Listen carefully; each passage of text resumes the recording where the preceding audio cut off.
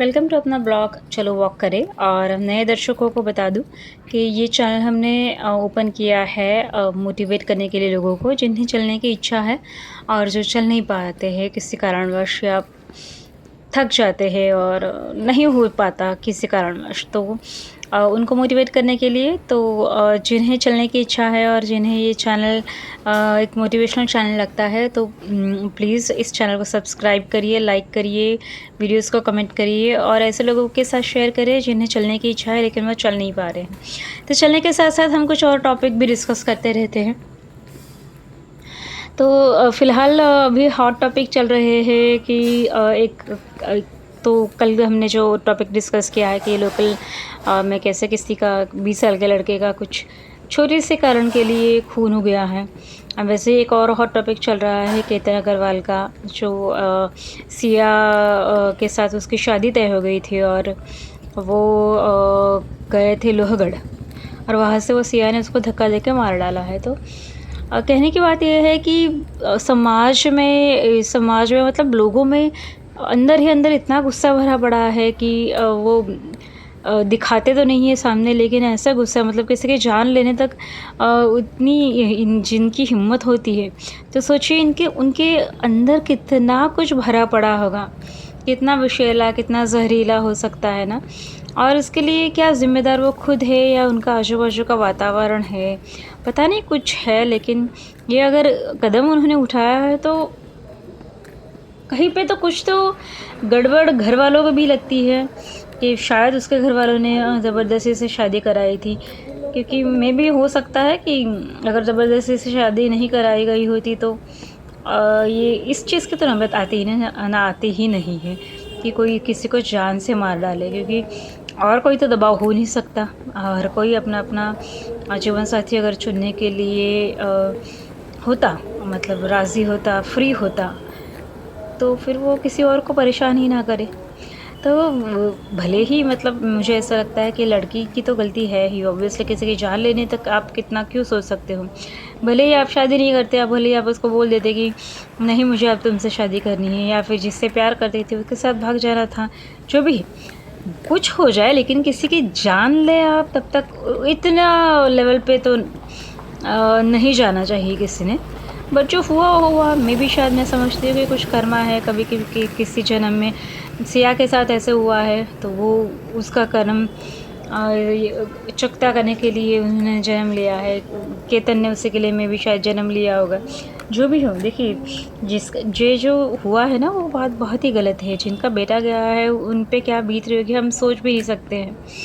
बात सब सही है, लेकिन कहीं ना कहीं पे ऐसा होता है कि हम जब जन्म लेते हैं तो हम अपने कुछ कर्म जो है ना, कार्मिक फेरे में जो फंसे रहते हैं, उन्हें सल्टाने के लिए ही जन्म लेते हैं। तो ये सारी जो बड़ी बड़ी घटनाएं जो होती है ना, वो हमारे काफ़ी पिछले जन्मों के कर्म रहते हैं, उसका इफ़ेक्ट रहता है। हम यह जन्म इसलिए लेते हैं कि जो भी कर्म है उस कार्मिक फेरों से वो छुटकारा पाए और आगे बढ़े, अपने आत्मा को आगे बढ़े, अपना आत्मा का सफ़र जो है वो आगे बढ़ाए।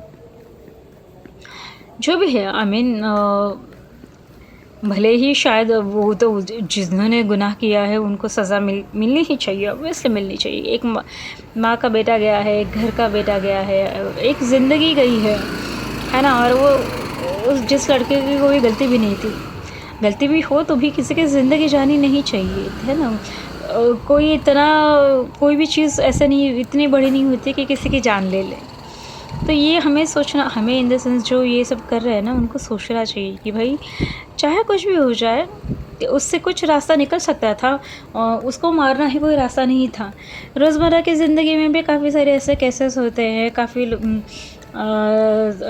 तरह की हम कुछ घटनाएं सुनते हैं जो मन को सुन्न कर देती है और ऐसा लगता है कि इनकी हिम्मत कैसे होती है, लोग कैसे सोच सकते हैं किसी की जान लेने के लिए, लेकिन फिर भी रुक हो तो रही है।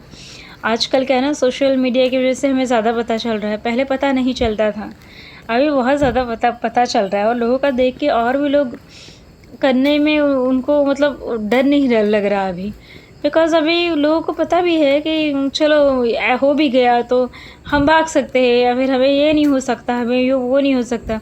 भले ही चलो ये लोग फंस गए, ये लोग पुलिस ने पकड़ा है, ये है, वो है, लेकिन है कोई इतना परेशान नहीं हूँ, परेशान इन द सेंस क्या ही बोले अभी मतलब लोगों के मन में डर ही नहीं रहा है ना? मतलब वो एक चाहिए तो सज़ा भुगतेंगे, लेकिन ये नहीं सह सकते कि अरे भाई ये ज़िंदा रहे या फिर मैं इसका ऐसा कुछ ना करूँ। ये उनकी समझ में कैसे नहीं आता है, मुझे आज तक समझ में नहीं आता है ना? किसी को ज़िंदगी जीनी है तो जीने दीजिए उनके तरीके से। आपको अगर उनके साथ ज़िंदगी नहीं जीनी है तो आप आपका रास्ता बदल दीजिए, है ना? काफ़ी बार कैसा होता है ना कि हम कुछ एक छोटी-सी बात को लेके इतना बड़ा बतंगड़ बना देते हैं, फिर एक-दूसरे से गुस्सा होते हैं, फिर एक-दूसरे से बात नहीं करते हैं, दुश्मनी रखते हैं। तो ये जो दुश्मनी का भाव है ना, ये किसी के भी मन में नहीं रहना चाहिए। ये जो दुश्मनी का भाव है, ये जो बदले की भावना है ना, वही सत्यानाश का कारण होती है ना? बुरे कर्म किसे बोलते हैं? बुरे कर्म इसी को बोलते हैं कि जो अहंकार है ना? अहंकार को जब ठेस लगती है ना तो लोग तिलमिला उठते हैं, फिर वो अच्छा बुरा कुछ सोच नहीं पाते हैं। और ईगो जब हर्ट होता है तो कुछ अच्छा बुरा सोच नहीं पाते, और उसी चक्कर में फिर वो ऐसा कुछ कर देते हैं कि जिनसे उनके कर्म और बिगड़ जाते हैं। उनके साथ उनके घर वाले जो है उनको भी सहना पड़ता है। अभी देखिए जैसे सिया केतन के घर वाले तो उसमें झुलस ही रहे, लेकिन सिया के घर वाले भी तो उसमें झुलस ही रहे होंगे ना।